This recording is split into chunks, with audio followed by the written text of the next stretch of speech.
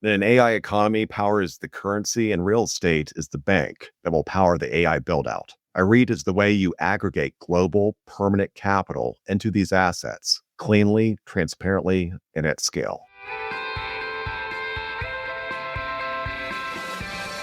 Hello and welcome to the REIT Report. I'm your host, Sarah Borkson-Keto. In this week's episode, I'm speaking with Jim Davidson, Houston-based capital markets partner in the REIT practice at Hogan Lovells. Jim is with me today to discuss infrastructure and energy assets and how they're being positioned within the REIT industry. Jim, thanks for joining the podcast. Thanks for having me. I'm looking forward to it. So, Jim, the recent Fermi IPO is central to our conversation today. So perhaps you could give listeners an overview of how and why it came about and what the company's larger goals appear to be. Certainly. So just to be clear from the onset, I didn't work on the IPO, but I followed it closely. And I think we can back into the how and why and what its goals are from the public record. All right. So with that out of the way, what is Fermi? Fermi is an energy campus REIT. That might be a bit too cute. The way to think about Fermi is that it's a mainstream attempt to finance the physical side of artificial intelligence with a REIT wrapper. Fermi is going to own an energy campus in the Texas Panhandle that plans to bring roughly a gigawatt of generation online by 2026 and then scale to over 10 gigawatts through the 2030s, with power generation evolving from natural gas generation in the near term to solar and nuclear generation over time. The offering was a smashing success. It upsized an oversubscribed IPO to 32.5 million shares at $21 per share. It simultaneously listed on NASDAQ and the London Stock Exchange.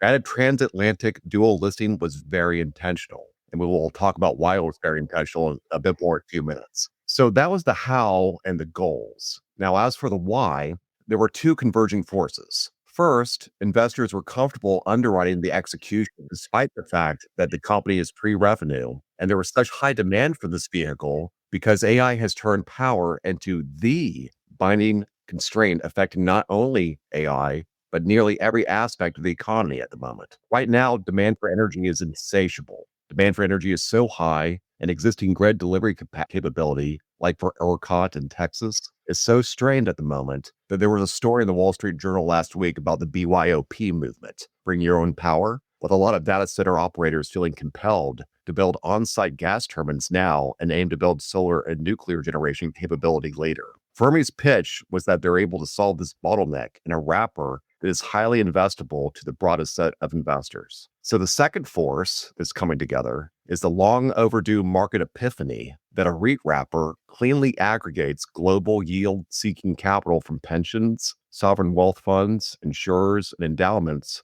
without K-1 filings or UBTI or ECI complications that constrain partnerships, making a REIT the optimal form of business association to hold depreciating, cash-generating energy and infrastructure real estate. Tax-exempt and foreign investors want and need pure-play exposure to the AI revolution without the tax hurdles created by partnerships and LLCs. So Fermi's dual listing widened the investor base by tapping European institutional accounts. Put it all together, and Fermi looks like a template for the current and coming energy and infrastructure build-out. It's proof that energy and computing real estate can and should be institutionalized in a REIT wrapper.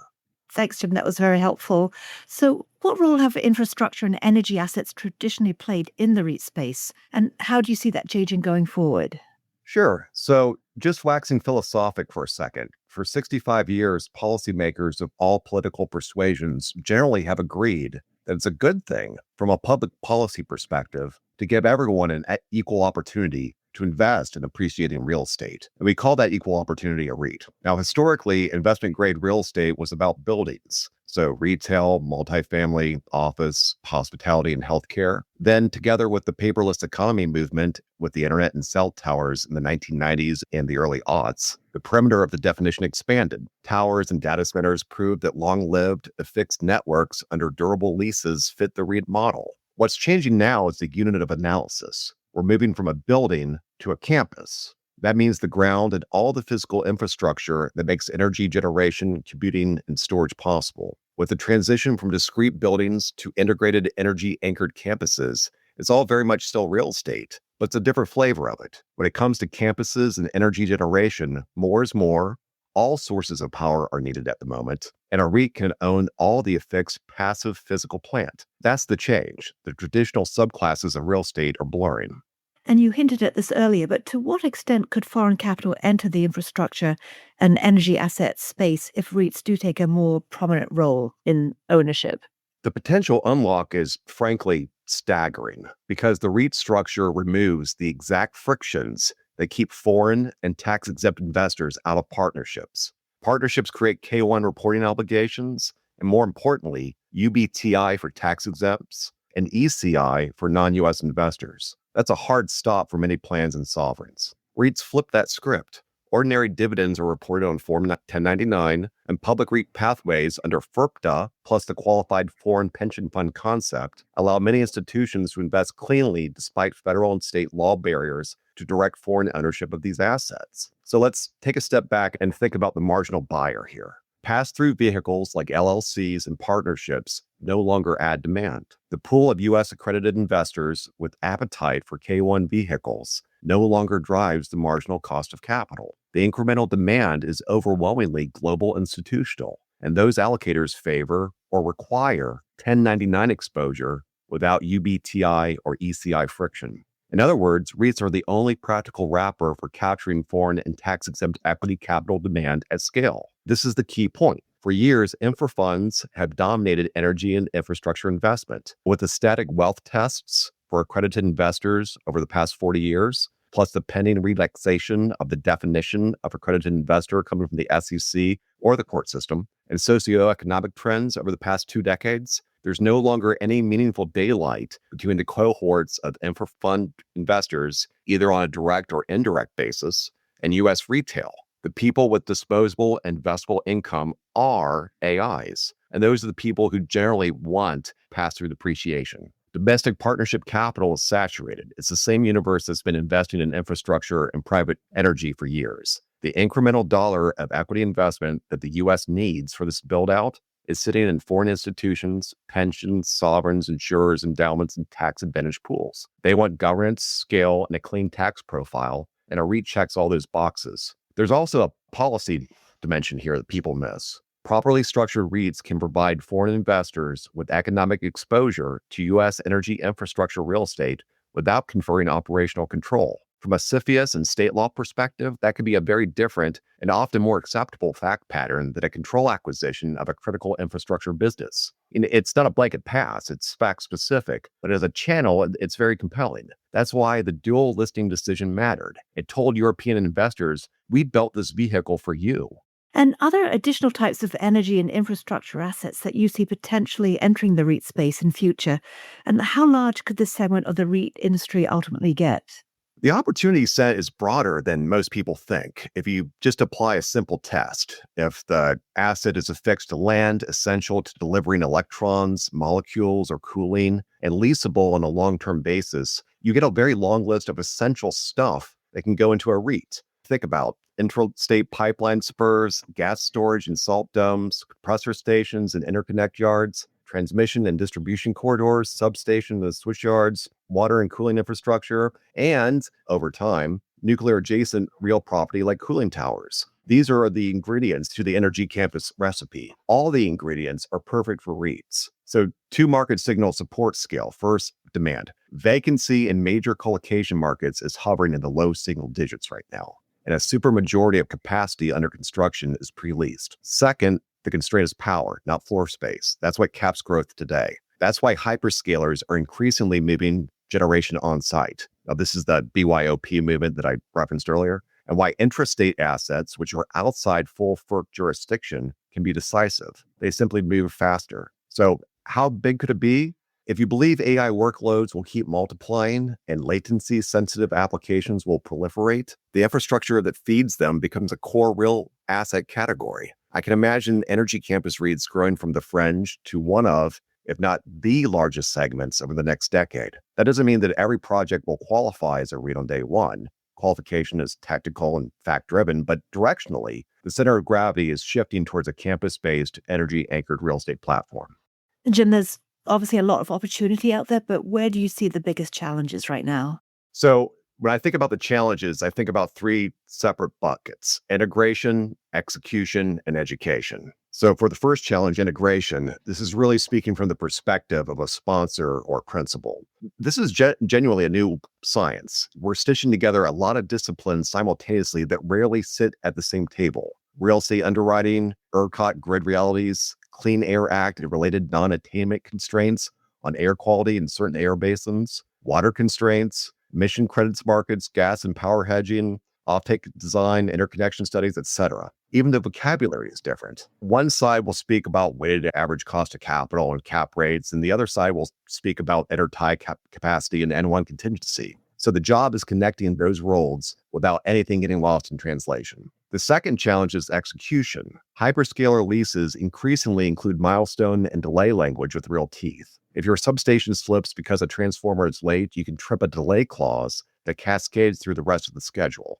LOIs need to be converted to long-term leases, and power has to be delivered on guaranteed, timely terms. So I'm cheering on the Fermi team from afar. If they can deliver, it bodes very well for demand for the entire REIT sector. The third challenge, and this is most applicable to you and me, is education. In places like Texas and Louisiana, plenty of sophisticated sponsors still view REITs as an exotic, esoteric, inapplicable structure. I've heard this criticism verbatim from a long list of energy bankers in Houston over the years. I mean, the reality is simpler. A REIT is just a corporation that avoids entity-level tax. It seems like most days I have a conversation with a client that is becoming more REIT curious or REIT enthusiastic, but it's up to you, people like you and me, to continue educational efforts. And broadly speaking, do you think that the Fermi IPO has the potential to energize more IPOs in the REIT space, or even just generate more buzz about the industry? Absolutely. Faith in the management team and the ostensible political backing and the international dual listing in London, et cetera, all make for a lot of publicity. And publicity is good. People are looking into the math and deals pencil better in a REIT wrapper. REITs are cool again all of a sudden for the first time in a decade. The upsized book of Fermi, the day one pop, and the simultaneous dual listing in London confirm that public equity will fund AI-powered compute platforms in a REIT wrapper. The next big unlock will be the leases. When we start seeing disclosed, binding, investment-grade paper for anchor tenants, the floodgates will open, I expect. That catalyzes follow-on IPOs and private REIT spin-ups. Another ingredient is narrative validation. When you've got guys like Sam Altman and Mark Zuckerberg going on endlessly about their expectations for energy requirements and saying that energy is the bottleneck, it aligns Silicon Valley's roadmap with real asset finance. Silicon Valley tech people and Texas energy people are having to learn to speak each other's languages. That matters for policy too. It creates cover for permitting reforms and for utility scale upgrades. Meanwhile, the transatlantic template gives issuers the blueprint for tapping European institutions and tax-exempt capital for investment in these assets. So yes, momentum is clearly building. Excellent. And Jim, we've covered lots of ground, but any final thoughts on the intersection of REITs and energy and infrastructure assets? Sure, I'll leave you with three final thoughts, and thanks again for your time, Sarah. First, REITs are both a bridge and the destination. In an AI economy, power is the currency, and real estate is the bank that will power the AI buildout. A REIT is the way you aggregate global, permanent capital into these assets, cleanly, transparently, and at scale. Second, the marginal buyer is foreign or tax exempt. If you want that capital, you need a structure that avoids UBTI and ECI. That structure is a REIT. And properly structured, it can offer foreign investors exposure without triggering the same control concerns regarding investment in American real estate and infrastructure. It's not magic, it's just smart design. And finally, education is execution. This is translation work. The law, the engineering, the finance, they all have to be able to converse with each other in the same language fluently. That's where we come in. It's up to us, the REIT advocates, to be the translators and educators. The good news is we now have a working blueprint thanks to Fermi, and the market is reading the blueprint carefully. This is the most exciting time to play in the REIT sandbox in the past 10 years, and I can't wait to see what comes next. Jim, thanks so much for your time today. Thank you. And to our listeners, if you enjoyed this episode, please subscribe or leave a review on your favorite podcast platform.